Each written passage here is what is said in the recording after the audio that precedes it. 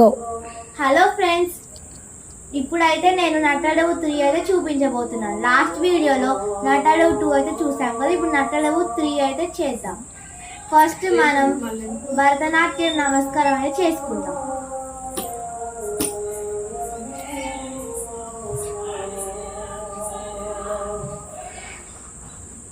ఇప్పుడు కాళ్ళు V shape లో పెట్టి బెండ్ కావాలి కదా, అని త్రిపతాక ముద్ర అయితే పెట్టుకోవాలి ఎల్ షేప్ లో.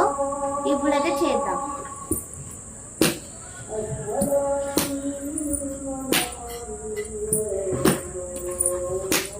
తీయుత్తకిత తీయుత్తాహ తీయుత్తకిత తీయుత్తాహ